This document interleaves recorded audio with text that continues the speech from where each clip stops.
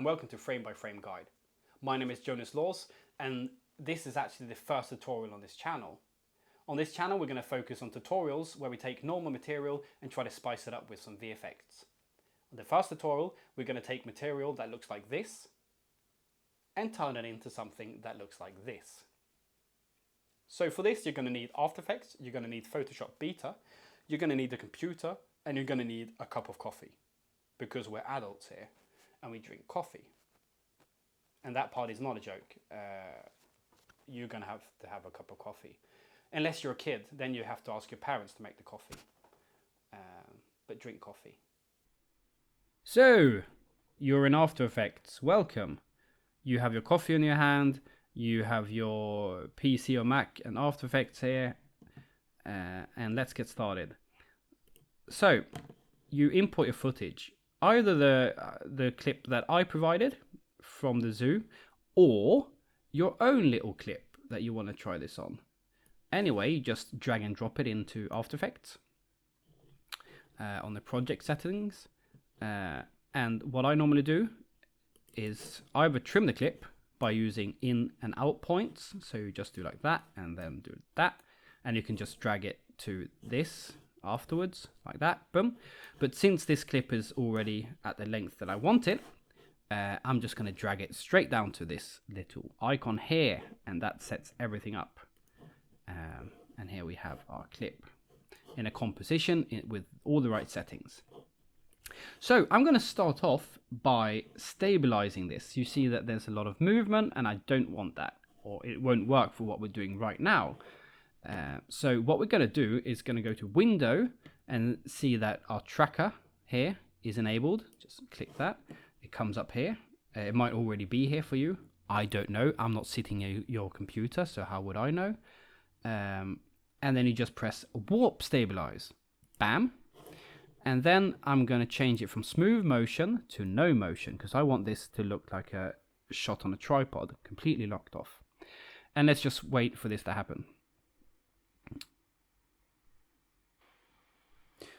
So now when you have it stabilized, let's just scroll through here. It's looking really good. It's looking really stable. That's great. Now let's just export a frame from this. So take a good frame, maybe somewhere in the middle. Go to Composition, Save Frame As, and I'm going to choose Photoshop layer since we're going to move into Photoshop. I'm going to press there. I'm going to save it wherever I want to. Let's just save it here. Call this Rhino Still, and then save it. I'm going to open up Photoshop, and while recording this tutorial you're going to need Photoshop Beta. I'm going to drag and drop my file in here, this still PSD, like that. And as you see here, I have this still image. So now I'm going to use the lasso to draw out a mask of where I want to replace, or which part I want to replace. So I'm just going to take this and start drawing a really crude mask here. I'm going to remove that stone. I'm going to remove this man-made, I don't know, hut of some sort, like that. I'm going to go, I want to keep this bush, but I want to remove this wall here. I'm going to go down here, because I don't want these leaves to be blowing under our cut here. I'm going to continue here, continue down here, and like that. And if you're using your own image, it's going to be different for you, but that's what I did here. Generative Fill, I'm going to press that, it comes up automatically. And here I can type in whatever I want. So I could type in city here and press Generate and just wait for this to process. So you see here, I've got a nice little city. We've got 3 alternatives here. It's looking really depressing. But I'm going to type in Savannah, since I want this to look like something from a nature program.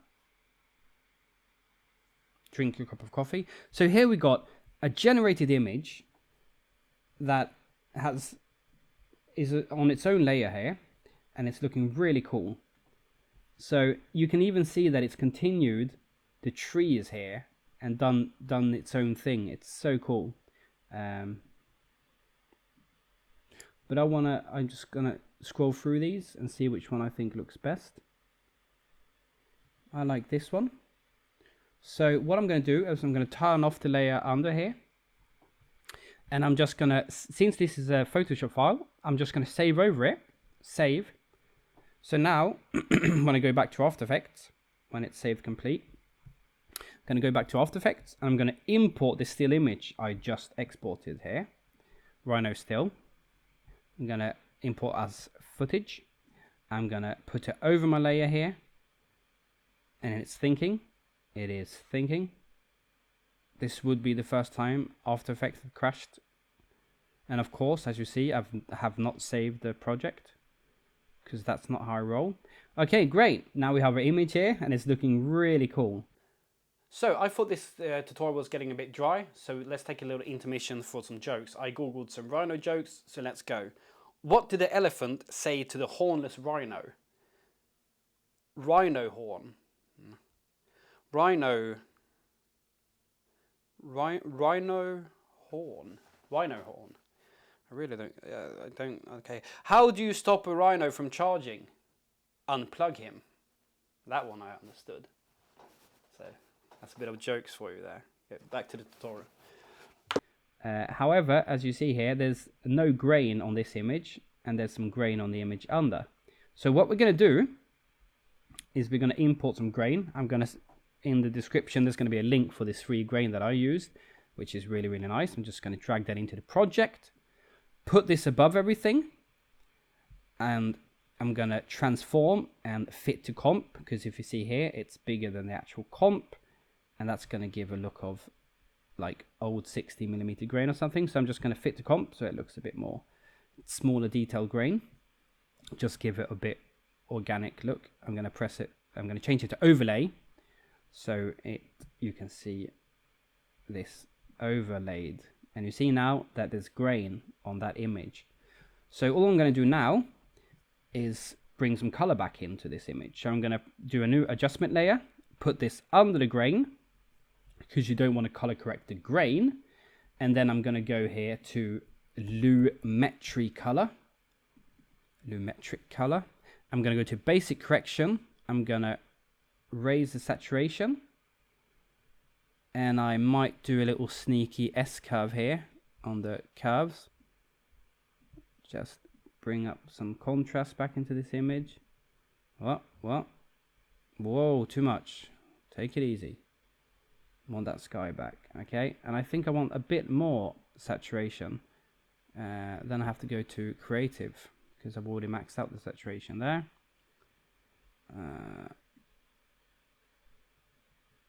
I'll do a bit more, since this is supposed to look a bit savanna. Maybe even temperature a bit warmer, since, you know, no, that's too much. Let's do like, I don't know, 2. 2 is enough. Okay, so here we have our image, and now it looks like something from a nature show.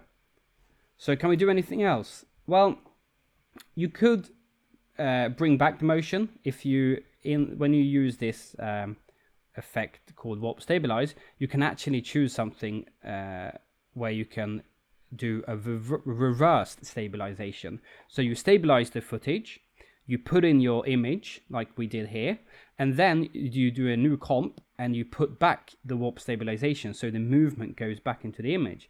A bit more advanced. If you want me to do a tutorial on that, I can do that. But for this example, we can just choose all our layers here except for the grain. We can go to layer and then pre-compose, which is basically just mapping all of these images together like that. Let's go to the start frame and either press S on the keyboard or go down like this and go to transform and then scale. Press on the stopwatch, which is just going to put a little instance of time here. We're going to go to the end and let's type in something like 105% here. So that's just a little sneaky zoom there. Just a little zoom here. Gives it a bit more life. And let's export this and see what we have.